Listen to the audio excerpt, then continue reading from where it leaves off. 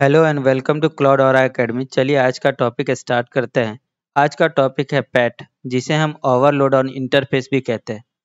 इससे पहले मैंने आप लोगों को static net, dynamic net simple और dynamic net overload on pool बताया है। अगर आप लोगों ने वो वीडियो नहीं देखी है तो सबसे पहले वो देखिए और उसके बाद पैट स्टार्ट कीजिए।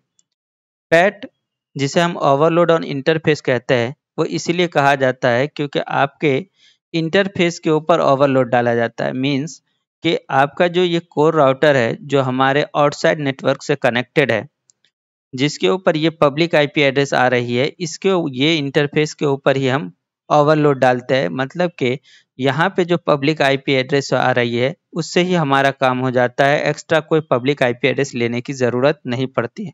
तो आपके प्राइवेट नेटवर्क का जो मशीन है वो जब भी आपके पब्लिक नेटवर्क पे जाएगा, बाहर की तरफ जाएगा, तो आपके ये इंटरफेस पे जो पब्लिक आईपी आ रहा है वही आईपी एड्रेस लेके जाएगा।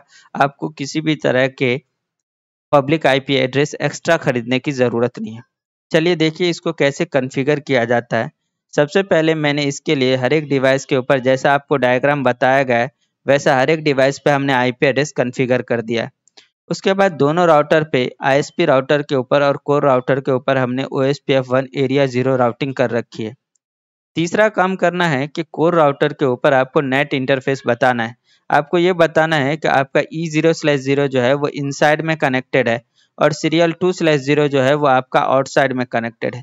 तो जाइए सबसे पहले आप कोर राउटर के ऊपर कमांड डालिए, ग्लोबल कॉन्फ़िगरेशन मोड में जाइए interface E0/0 IP NAT inside exit.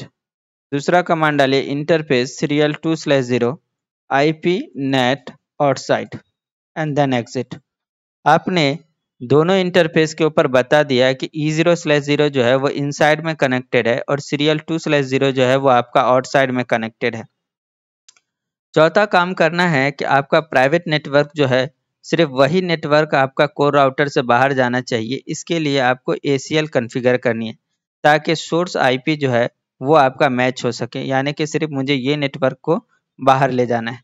तो कमांड डालिएगा एक्सेस लिस्ट का आप कोई भी नंबर ले लीजिए, परमिट, और परमिट करके आपको ये जो आपका प्राइवेट नेटवर्क है वो आपको डालना है 192.168.1.64, जिसका वाइल्ड कार्ड मास्क है 0.0.0.37। मैंने यहाँ पे CIDR/27 का यूज़ किया है, जिसका वाइल्ड कार्ड मास्क होगा 0.0.0.31।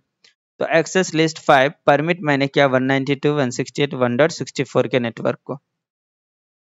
आपने ACL कॉन्फ़िगर कर दिया। इसके बाद आपको पैट कॉन्फ़िगर करना है। तो कमांड है आपका IP नेट इनसाइड सोर्स जो है वो हमारा ये प्राइवेट नेटवर्क है जिसके लिए हमने ACL कॉन्फ़िगर किया है, जिसका नाम है, ACL का नंबर है 5। तो हम लिखेंगे सोर्स लिस्ट 5।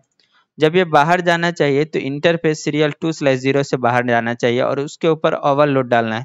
तो लिखिएगा interface serial 2/0 overload and then end. जैसे आपने ये किया, आपने सीरियल 2/0 के ऊपर ओवरलोड डाल दिया। तो अब अगर हम H1 से कनेक्ट करेंगे या पिंग करेंगे अकाउंट सर्वर को या डेटाबेस सर्वर को, तो दोनों, चाहे वो मैं अकाउंट सर्वर को पिंग करूँ या मैं डेटाबेस सर्वर को पिंग करूँ, आपको रिप्लाई जो मिलेगा वो 200.1.1.2 से मिलेगा। यानी कि हर बार जो आईपी पब्लिक आईपी बाहर जाएगी वो ये वाली आईपी एड्रेस जाएगी जिस इंटरफेस के ऊपर आपने ओवरलोड डाला है। चलिए वेरीफाई करने के लिए आप डिबग कर दीजिए, कोर राउटर के ऊपर कमांड डालिए debug IP NAT and then आप H1 राउटर से पिंग कीजिए आपके अकाउंट सर्वर को 1.66 को। तो चाहिए आप H1 मशीन के ऊपर और वहाँ पे पिंग कीजिए 192.168.1.66 को, और अगर 67 को भी पिंग करना है डेटाबेस सर्वर को तो उसको भी कर लीजिए और वेरीफाई कीजिए आप कोर राउटर के ऊपर। तो देखिए जब 66 वाली मशीन बाहर गई है तो भी 200.1.1.2 लेके गई है और 67 वाली मशीन बाहर गई है तो 200.1.1.2 लेके गई है। इसका मतलब ये हुआ कि आपको एक्स्ट्रा कोई पब्लिक आईपी एड्रेस की ज़रूरत नहीं है, जैसा कि आपको स्टैटिक नेट या डायनेमिक नेट के अंदर ज़रूरत पड़ती है। तो पैट के अंदर जो आपके इंटरफेस पे पब्लिक आईपी एड्रेस आ रहा है उसी से आपका काम हो जाता है। उम्मीद करता हूँ कि आपको पैट समझ में आ गया होगा। Thank you.